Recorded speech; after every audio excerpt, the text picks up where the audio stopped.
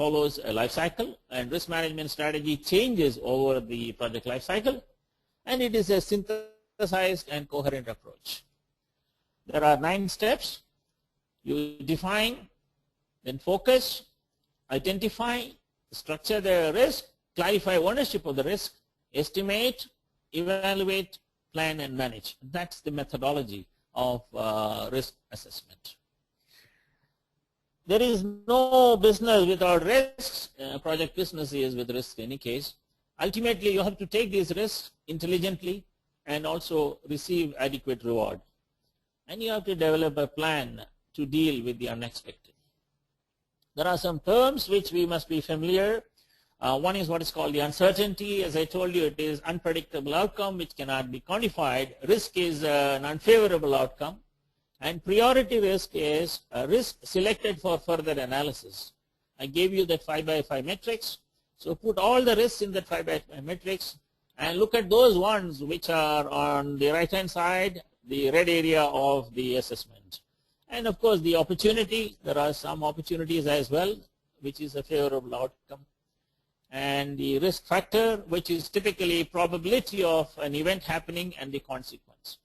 There are certain situations, especially in software development, it is very difficult to detect the risk.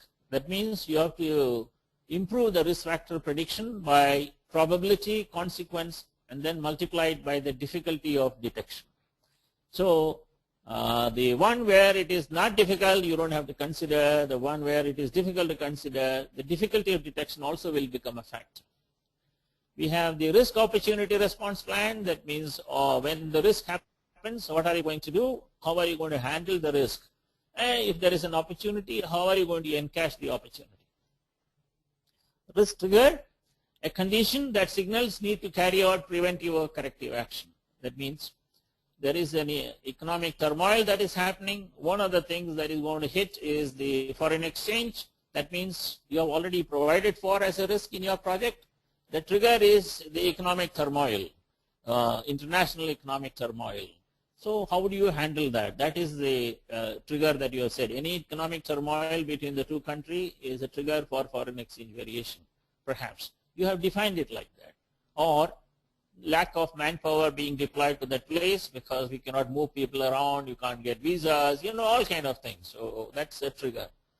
The uprising, these kind of triggers can be established if you are working in a multi-country environment. The risk opportunity worksheet, a tool used to capture description, calculation of the risk factor and the plans. And the log is a tool used to keep track of all the project risks and opportunities. That's a kind of a simple sample of a risk opportunity worksheet.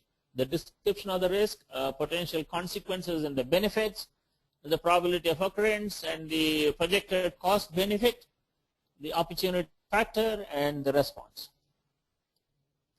I have just listed some risks and opportunities. I have just given the probabilities, the cost impact, and the sponsor, that means the owner of the risk, who will take action on it. So the project manager is typically responsible for the implementation of the risk management program. He acts as the champion.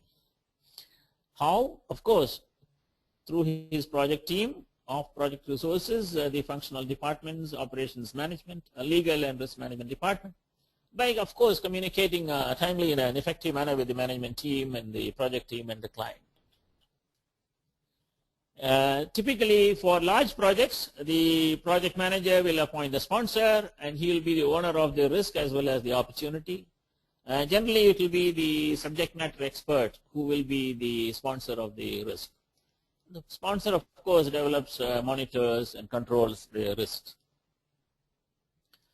Tools, 4 phases, of course.